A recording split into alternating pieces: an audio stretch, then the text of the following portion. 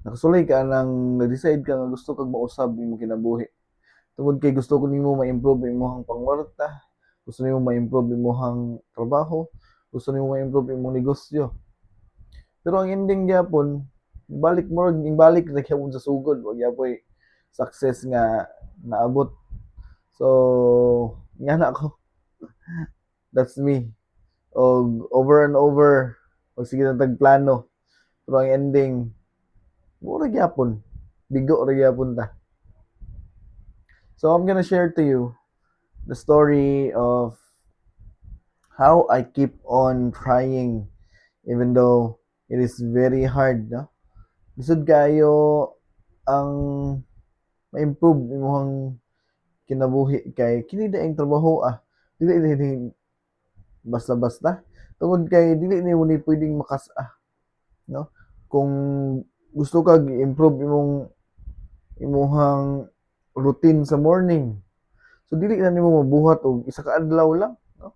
Isa ka adlaw lang nga sapol mausab imong routine sa gusto nimo matakag sa iyo, no? Matag sa iyo dapat pila ka adlaw, pila ka bulan nga giplano nimo. Same ra gyapon nga sapol gusto ka mo matag alas 5. So dapat every day succeeding days nga na gyapon dapat, no? Kanang perminti gyapon kang kuan makamatag alas 5. So for example, gusto kag ma-improve imuhang health, no? So the one way ana may exercise. So kung modula ra po kag kuan kas as sa kabulan, murag wa ra gyapon, no? Kinahanglan siguro og sa isa ka semana, okay siguro po imong dula ba kag pikol sa isa ka semana kalima. So sure ko nga padulong gyud na sa ma-improve imong health ana. Pero ang problema mo gud nato ang pag-maintain ba, no?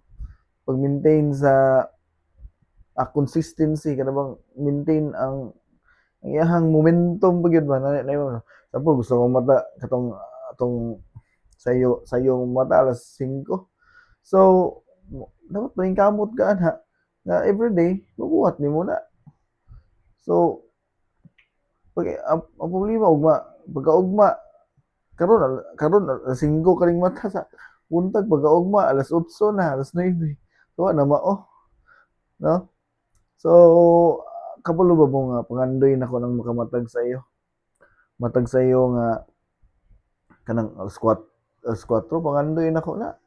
Bisag alas 3 grabe, lipay na kay ko ana. Tungod kay gusto ko nga ma-improve akong kinabuhi sa tanang makaya lang lang gid nako. Kung pwede lang gid ako mabuhat. Pero pag ending bitaw, kabalo sa nahitabo, pagkaugma, one eye city mata eh. Ita no. Gusto kang kabalo kang ano alas city mata. Kay natulog po ko alas 12 laon na, no? So, kamo ba nakasulay ba mo ana nga kana imong goal? Pero ang ending, 1, 2, pagka third day, wala na, palong na. Wala na, nawala na imong goal, nalimtan na imong mga plano. Abot atong butanga. Pero kabalo ba mo na ako naibawan nga technique para lang yun makabuot ng mga butanga. Ang tawag ka nga technique is the kini bitang consistency. Kana bang magperminti. No, kanang consistency grabe kinag-epekto in the end.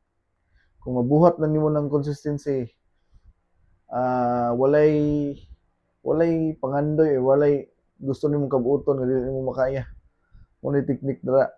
Tungod kay for example gusto ka ma-improve imong kamaayo modulag pickleball. Gusto ka ma-improve imong kamaayo modulag pickleball. So unsa may buhaton nimo para ma-improve ka na? So siguro training, no? Training. Pero kung mo training na pug ka og kas asa sa kabulan or kas asa sa semana. So mas pildihon jud ka nang magperminti sa pud kada adlaw. Halos kada adlaw naa didto. Gusto gyud siya ma-improve iyang pickleball nga kuan skill. Siyempre kung mapildi gid siya atong kada adlaw kung naay consistent ka kada adlaw Kay kung kada adlaw nimo lang mabuhat or kanang permanente nimong mabuhat, mo kuan mo na siya mo ripple effect.